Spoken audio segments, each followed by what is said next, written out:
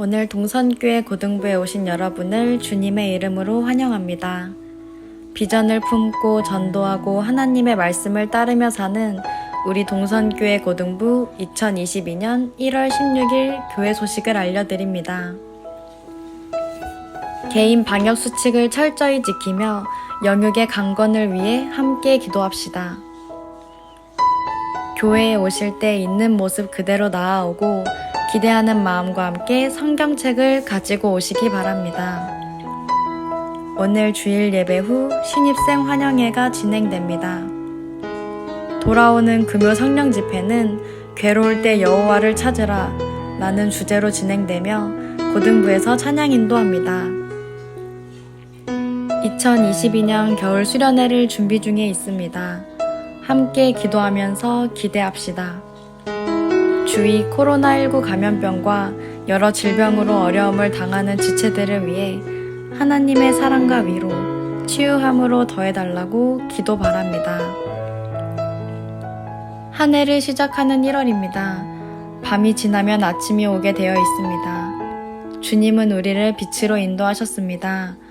모든 순간이 감사의 순간임을 고백하고 현재를 기쁨으로 살고 복된 2022년을 기대하며 기다리는 고등부가 되시길 소망합니다.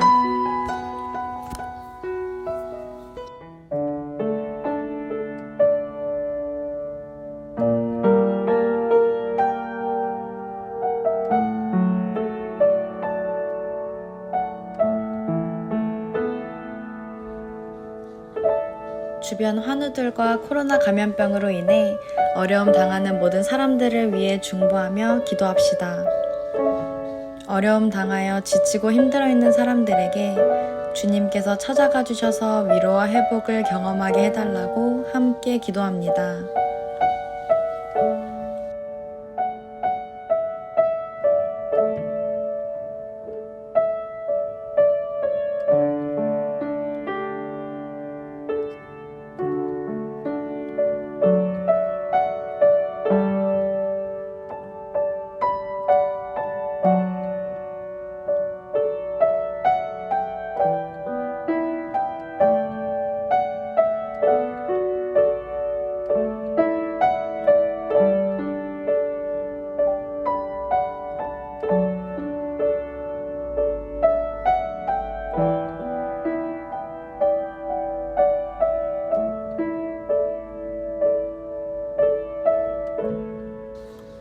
우리에게 꿈과 소망을 허락해 주심으로 미래를 향한 불안함에서 벗어나게 해주시며 나를 통해 하나님의 비전을 발견해가는 사람들이 넘쳐나기를 함께 기도합니다.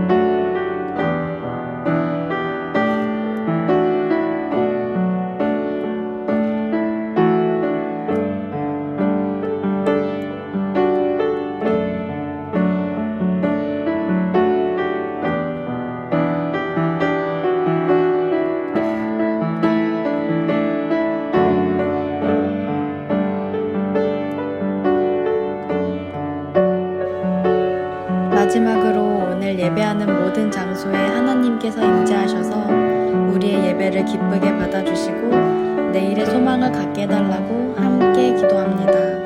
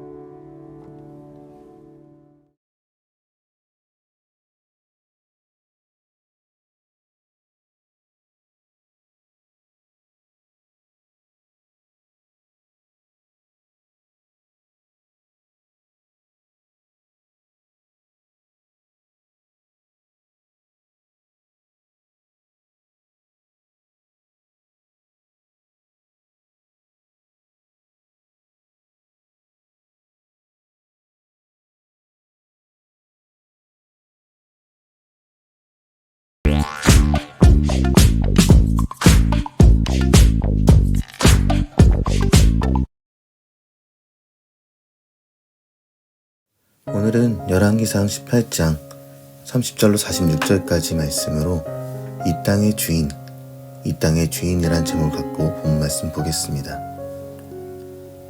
이전에 한 청년과 함께 킨츠키 공방을 찾은 적이 있습니다. 이 청년은 많은 취미를 갖고 있으며 많은 재능을 가졌지만 계속되는 외로움이 해결되지 않아 힘들어하는 사람이었습니다. 정확하게 자신이 왜 외로운지는 모르고 누군가와 같이 있어도 연애를 하거나 TV를 보거나 맛있는 것을 먹어도 이 외로움은 해결되지 않았다라는 말하는 사람이었습니다. 소셜 네트워크 서비스에 사진이나 글을 올리고 좋아요와 댓글을 받아도 보았고 여행을 다녀도 잠시뿐 곧 외로움은 그 청년을 쫓아다녔다고 합니다. 킨츠키 공방에서 단기 수업을 들으면서 깨진 꽃병을 이어붙이는 작업을 같이 했는데 작업 내용은 이렇습니다. 깨진 꽃병에 에폭시를 바릅니다. 그리고 꽃병이 어긋나지 않게 이리저리 맞춰보고 깨끗하게 붙이기 위해 미세 사푸질을 합니다. 다음으로 그 안쪽에 깨진 곳 구석구석 금분을 칠하고 이가 나가 보기 싫은 곳도 하나하나 수선해 나가는 방식입니다. 꽃병은 처음 만들어진 모습이 남아있지는 않지만 처음 모습과는 또 다른 아름다움과 특별함이 남겨지게 되는 것입니다. 깨진 꽃병을 다시 이어붙이는 작업은 저에게도 많은 의미를 주었고 그분에게도 많은 것을 생각하게 해 주었습니다. 그리고 그분이 저에게 킨츠키 공방 일을 마치고 나서 말하기를 내 마음이 깨져 있으면 그곳에 아무리 양의 질과 물건들을 넣더라도 곧 흘러 사라지게 되는데 내 마음이 단단하면 무엇을 담더라도 단단해질 것이다 라고 말합니다. 그 수업을 하며 느끼는 바가 많았습니다. 여러 상황으로 인해서 우리 주변에 신앙생활이 깨졌다 말하는 지체들을 만나게 되는 것이죠. 깨진 모습을 이전처럼 돌이키는 것은 사실 어렵고 힘듭니다. 그러나 또 다른 멋진 모습으로 바꿔가는 일에는 그릇을 이어붙이듯 하나님의 성전이 몸된 우리의 신앙생활이 교회가 회복되어야 한다는 것입니다. 오늘 본문은 도자기에 비할 바는 아니지만 여호와의 제단을 무너뜨려버린 이스라엘 백성이 이를 회복하는 장면이 나옵니다. 본문의 배경을 생각해보면 우리가 잘 아는 엘리야와 450명의 바알의 선지자와 싸우는 장면 가운데 있는 내용입니다. 먼저 바알의 선지자 450명이 비를 내리게 그들의 거짓된 신 우상에게 제사를 합니다. 그들은 부르짖었으나 아무런 응답을 받지 못하죠. 26절을 보면 그들이 받은 송아지를 가져다가 잡고 아침부터 낮까지 바알의 이름을 불러 이르되 바알이여 우리에게 응답하소서 하나 아무 소리도 없고 아무 응답하는 자도 없으므로 그들이 그 쌓은 제단 주위에서 뛰놀더라 이렇게 기록합니다. 26절에서 중점적으로 보여주는 단어들은 불렀으나 아무 응답이 없다라고 말하며 우상인 바알은 거짓된 신이기에 응답 없다라는 상태를 보여주고 있습니다. 우상의 이러한 모습에 대해서 시편에서 잘 알려주는 내용이 있습니다. 시편 115편 4절에서 7절까지 내용인데요. 제가 읽어드리겠습니다. 그들의 우상들은 은과 금이요 사람이 손으로 만든 것이라 입이 있어도 말하지 못하며 눈이 있어도 보지 못하며 귀가 있어도 듣지 못하며 코가 있어도 냄새 맡지 못하며 손이 있어도 만지지 못하며 발이 있어도 걷지 못하며 목구멍이 있어도 작은 소리조차 내지 못하느니라. 아멘. 우상의 특징은 이러합니다. 은과 금으로 만들어도 결국 손으로 만들어진 우상이라 입이 있어도 말을 못합니다. 보지도 못하고요. 듣지 못하며 냄새 또한 맡지 못하고 걷지 못하고 소리내지 못한다 합니다. 이것들은 모두 반응하지 못하는 거짓된 신에 대한 묘사들입니다. 29절을 보면 별짓을 다해도 응답하지 못한 모습을 묘사해 줍니다. 이같이 하여 정오같이 났고 그들이 미친듯이 떠들어 저녁 소재 드릴 때까지 이르렀으나 아무 소리도 없고 응답하는 자나 돌아보는 자가 없더라.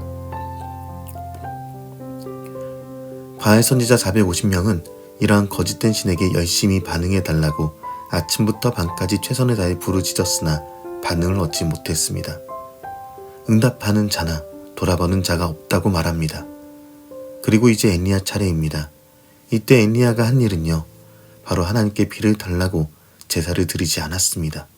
먼저 한 일은 엘리야가 모든 백성을 향하여 내게로 가까이 오라 말합니다. 모든 백성이 다 그에게 가까이 갔습니다. 그리고서 엘리야와 백성들이 한 일은 무너졌던 여호와의 제단을 수축하자 합니다. 무너진 여호와의 제단을 수축했다는 것에 큰 의미가 있는데요. 30절 말씀입니다. 엘리야가 모든 백성을 향하여 이르되 내게로 가까이 오라. 백성이 다 그에게 가까이 가매 그가 무너진 여호와의 제단을 수축하되. 30절 마지막을 보면요, 무너진 여호와의 제단을 수축하되 라고 말합니다. 바알과 아세라 우상을 섬기는 제사장들과 대적하기에 앞서서 엘리야가 행한 것이 무엇이겠습니까? 바로 무너진 여호와의 제단을 수축한 것입니다. 새로 만들었더라가 아니라 그 전부터 있었지만 그 전에 무너졌었지만 다시금 새롭게 수축했습니다. 이스라엘에게 있어서 제단을 수축한 것은 의미가 큽니다. 당시의 우상을 넘어서서 하나의 이념처럼 누구든 당연하게 섬겨왔던 바알을 섬기던, 그러니까 쾌락을 불을 쫓는 종교를 버리고 이전의 구원의 감격과 기쁨을 회복하고 있다는 것입니다. 그 제단의 형식은요, 오늘 본문 31절을 보면 야곱의 아들들의 지파의 수요를 따라서 돌 12개를 취했다라고 표현합니다. 31절 말씀입니다. 야곱의 아들들의 지파의 수요를 따라 엘리야가 돌 12개를 취하니 이 야곱은 옛적에 여호와의 말씀이 임하여 이르시기를 내 이름을 이스라엘이라 하리라 하신 자더라. 여기서 나타난 엘리야의 모습을 살펴볼 필요가 있는 것은 돌 12를 취했다는 것 자체가 주목해 보아야 합니다. 지금 엘리야는 혼자 싸우러 나온 것이 아니라 온 이스라엘을 대표하여 나와 있다는 것입니다. 이렇게 이스라엘 공동체는 하나만 잘나고 못난 것이 없는 하나님 안에서 한 공동체라는 것입니다. 이것은 사람의 몸으로 비유하면 좀 더 쉬울 것 같습니다. 내 손이 범죄한 것은 내가 범죄한 것이다와 같은 의미인 것이죠. 내 손이 행한 선한 일은 내가 선하게 한 것입니다. 이렇게 공동체를 대표한 엘리야를 통해 하나님은 당시 고대 근동의 대표적인 우상 바알 선지자들과 싸우게 되었습니다. 그리고 경건한 마음으로 확실하게 하나님께 드릴 제사를 준비합니다. 그리고 엘리야는 그냥 제단을 쌓은 것이 아니라 32절 말씀입니다. 그가 여호와의 이름을 의지하여 그 돌로 제단을 쌓고 제단을 돌아가며 곡식종자 2세알을 둘 만한 도랑을 만들고, 엘리야는 그가 그의 생각대로 제단을 쌓았더라, 어떤 기술자를 의지했더라 라는 이야기를 하지 않습니다. 그가 의지한 것은 그가 여호와의 이름을 의지했더라 라는 말입니다. 소를 잡아 각을 뜹니다. 나무단 위에 올려놓고 물통 4개를 3번씩 가득 채워서 부어 넣습니다. 물이 제단으로 두루 흐르게 되고 도랑에 물이 찼는데 다 되었다고 해서 바로 제사를 드리지 않았습니다. 엘리야는 기다렸습니다. 무엇을 기다렸겠습니까? 하나님께서 정한 때, 하나님과의 약속한 시간을 기다립니다. 저녁 소재 드릴 때에 이르러 선지자 엘리야가 나아가서 말하되 아브라함과 이삭과 이스라엘의 하나님 여호와여, 주께서 이스라엘 중에서 하나님이신 것과 내가 주의 종인 것과 내가 주의 말씀대로 이 모든 일을 행하는 것을 오늘 알게 하옵소서. 하나님이 정한 때, 저녁 소재 드릴 때 이르러 비로소 엘리야가 나아가서 하나님께 기도합니다. 이를 통해 우리가 생각해 볼 수 있는 것이 있습니다. 우리가 하나님이 정해주신 때를 기다리지 못하는 경우들을 얼마나 많이 보게 되는가입니다. 하나님의 방법을 믿지 못하고 하나님이 정해주신 때를 기다리지 못하고 하나님의 방법이 아닌 내 방법과 다른 것들을 의지하는 경우들 말입니다. 우리는 때론 상황에 따라 하나님의 방법을 잊고 내 양심을 속이는 때가 있습니다. 그러나 엘리야의 자세를 통해 우리가 알 수 있는 것이 무엇입니까? 조바심 내지 않고 정해진 시간에 정해진 하나님의 방법대로 움직여야 합니다. 그리고 하나님이 정해주신 방법으로 하나님께 삶의 예배를 드려야 합니다.